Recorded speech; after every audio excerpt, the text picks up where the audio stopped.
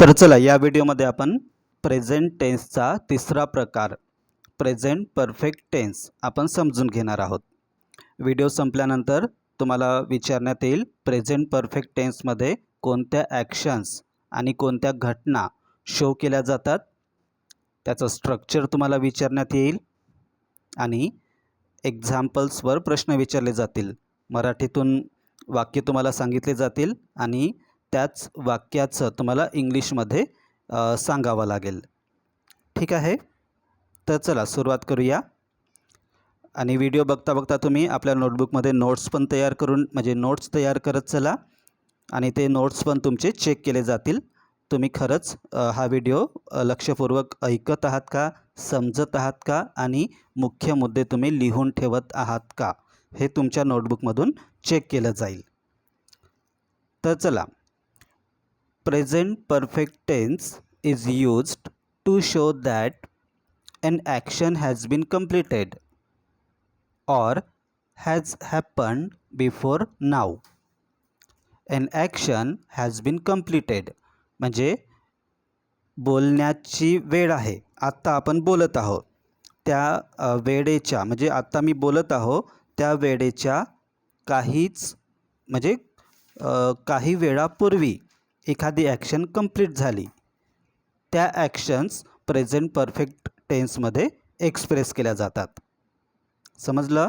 Present म्हणजे आत्ता, perfect म्हणजे पूर्ण, म्हणजे आत्ताच ज्या ॲक्शन्स पूर्ण झाल्या आहेत अशा ॲक्शन्स प्रेझेंट परफेक्ट टेन्समध्ये शो केल्या जातात। समजलं? जास्त जर तुम्हाला लक्षात ठेवायचं नसेल तर जो टेन्सचं नाव असते ते नाव तुम्हाला व्यवस्थित समजून घ्यायचं असते। त्या नावामध्येच त्या टेन्समध्ये कोणत्या प्रकारच्या ॲक्शन शो केल्या जातात ते त्या नावामध्येच असते। प्रेझेंट परफेक्ट टेन्स म्हणजे प्रेझेंटमध्ये पूर्ण झालेल्या ॲक्शन्स। लक्षात राहील? चला, स्ट्रक्चर।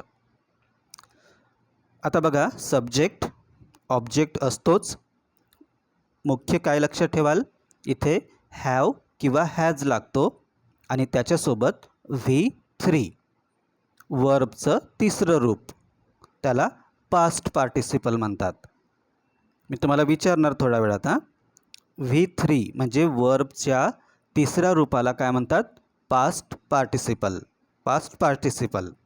ओके, काय लक्षात ठेवाल? हॅव किंवा हॅज, V3 नोट डाऊन करून ठेवा तुमच्या नोटबुकमध्ये।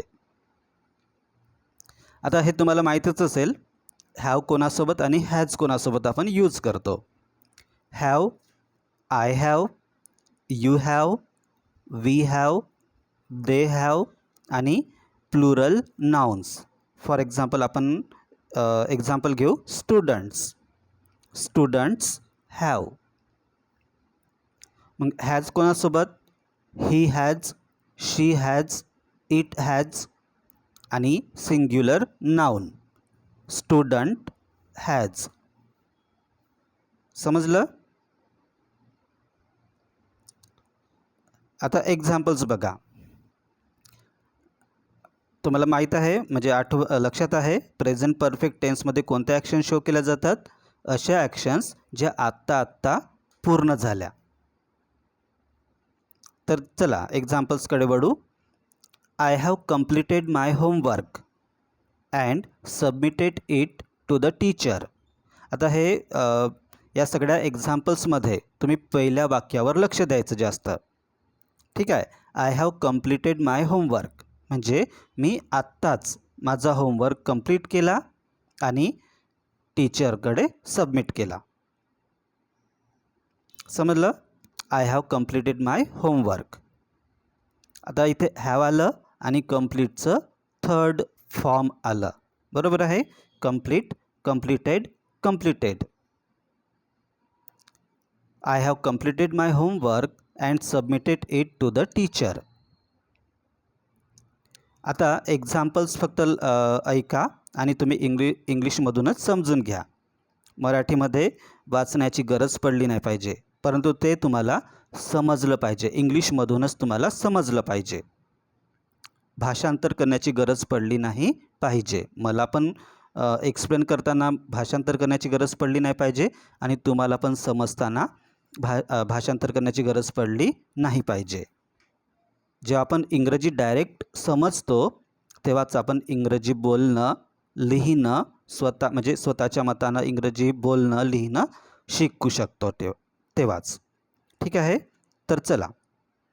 शी has finished her science project before the deadline. She has finished her science project before the deadline. We have planted many trees in our school garden this year. We have planted many trees in our school garden this year. आता एक गोष्ट सांगतो इथे, मी थोडे long examples मागितले म्हणजे ही PPT बनवताना ChatGPTला. त्यामुळे तुम्ही काय करा, पहिल्या वाक्यावर, पहिल्या ॲक्शनवर फोकस करा. ठीक आहे.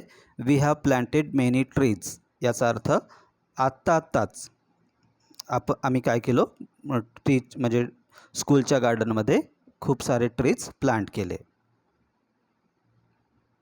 दे have visited several historical places during their vacation. म्हणजे त्यांचं वॅकेशन आत्ताच कंप्लीट झालं आणि त्या वॅकेशनमध्ये त्यांनी सेव्हरल म्हणजे खूप सारे हिस्टॉरिकल प्लेसेस विजिट केले त्यांनी. They have visited several historical places during their vacation. My father has bought a new bicycle for my younger brother. My father has bought a new bicycle for my younger brother. The students have cleaned the classroom before the principal arrived. The students have cleaned the classroom before the principal arrived. The teacher has explained the lesson very clearly to all the students. The teacher has explained the lesson very clearly to all the students.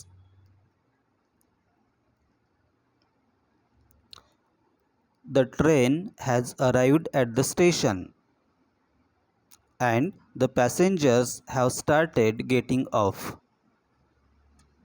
The train has arrived at the station and the passengers have started getting off. The doctor has treated many patients successfully in the last few days. The doctor has treated many patients successfully in the last few days. इथे डॉक्टरांनी झालं पण doctor असं पाहिजे, डॉक्टरने. मग last आहे बघा. Our school has organised many educational and cultural programmes this academic year. Our school has organized many educational and cultural programs this academic year. Okay. तुम्ही स्ट्रक्चर नोट डाऊन केला. इथे काय आहे, प्रत्येक सेंटेन्समध्ये एकतर हॅज आहे नाहीतर हॅव आहे आणि त्याच्यासोबत वर्बचं तिसरं रूप आहे. ठीक आहे. आणि काय लक्षात ठेवाल, प्रेझेंट परफेक्ट टेन्समध्ये ज्या ॲक्शन्स किंवा म्हणजे ज्या ॲक्शन्स आत्ता पूर्ण झाल्या किंवा अशा घटना ज्या आत्ता घडल्या म्हणजे पूर्ण झाल्या, त्या घटना किंवा ॲक्शन्स आत्ता पूर्ण झाल्या, अशा ॲक्शन्स शो करण्यासाठी प्रेझेंट परफेक्ट टेन्स यूज केला जातो. ओके. शेवटी जाता जाता काय लक्षात ठेवाल, हे तर सांगितलंच, ज्या आत्ता अशा म्हणजे ज्या ॲक्शन्स आत्ता पूर्ण झाल्या त्या ॲक्शन्स प्रेझेंट परफेक्ट टेन्समध्ये शो केल्या जातात. हॅव किंवा हॅज आणि त्याच्यासोबत V3 येतो. हॅव कोणासोबत, आय, यू, वी, दे यांच्यासोबत हॅव. ही, शी, इट आणि सिंग्युलर नाऊन यांच्यासोबत हॅज. मग सेंटेन्सेस लक्षात ठेवा इंग्लिशमधूनच आणि स्वतःच्या जीवनामधले 5 एक्झाम्पल्स प्रेझेंट परफेक्ट टेन्सचे 5 सेंटेन्सेस तुम्ही स्वतःच्या नोटबुकमध्ये लिहून ठेवा. ते पण तुमचे चेक केले जातील. Okay, bye.